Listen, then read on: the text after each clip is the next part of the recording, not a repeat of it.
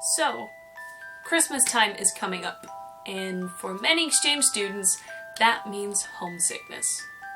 For a lot of people, Christmas is a synonym to family. It's when you gather around with all your relatives and you do your Christmassy traditions on Christmas Eve. And during December, you spend time with your family decorating and baking and just looking forward to Christmas, when you're gonna celebrate with them.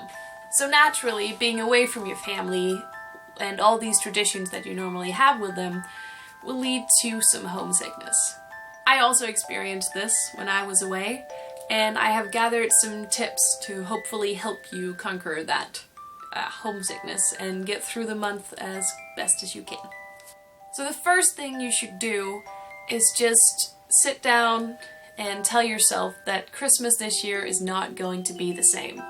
Now I know this might sound a little silly because of course it's not going to be the same, you're in a different country, but sometimes our minds still have certain expectations of how things should be, and a lot of these expectations during Christmas probably won't be met. So the quicker you can come to terms with the fact that this Christmas will be a lot different from what you're used to, the quicker you can start experiencing and being excited about all the new traditions that you see around you.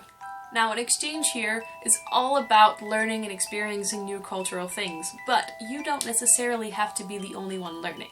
The biggest thing I found that helped me through Christmas and the month before it was sharing my culture with the people around me.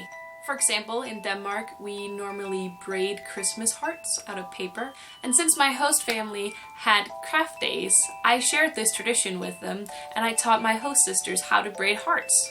Another thing most people do around Christmas is bake.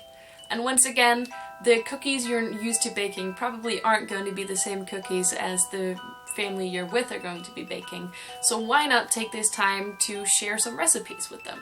But I didn't only share things with my family, I also shared it with my friends and classmates. For example, for choir, I taught all of my fellow choir people how to sing a Danish Christmas song. It was a little bit of a struggle because of the language barrier, but it was great fun, and it gave us a new understanding of each other's cultures. I also visited a kindergarten and did a little presentation on what Christmas is like in Denmark, and once again showed them pictures of traditions and how to braid the hearts and taught them to sing a song, and it was great fun to see all these little kids experiencing my kind of Christmas. Now, of course, you won't have the same traditions as I have or the same opportunities to share as I had, but I hope that these examples can give you some inspiration of how you can share your culture with the people you're staying with. Another thing about homesickness and Christmas, it's always good to just stay busy. Ask your friends what they normally do to prepare for Christmas and help out with as many preparations as you can at home to really experience the Christmas joy, and just try not to think too much about home. Another thing is, if you find yourself being too homesick, maybe cutting a little down on the Skype calls back home would help to just kind of focus your attention on where you are right now. Another thing to note about Christmas is presents. And since most of you will probably be sending home presents to your family in your own country, I would just like to mention that you should do it a lot earlier than you probably think you should.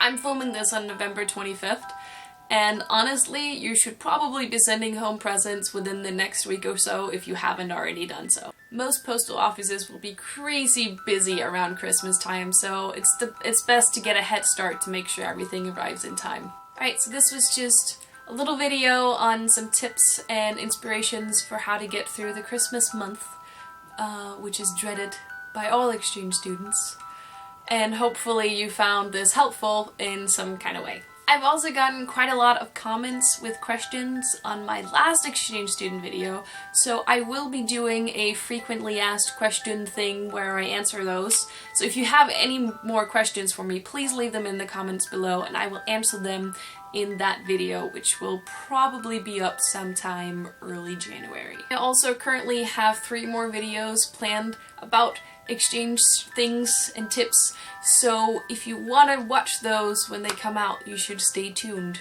and you can do that by clicking subscribe here or here somewhere.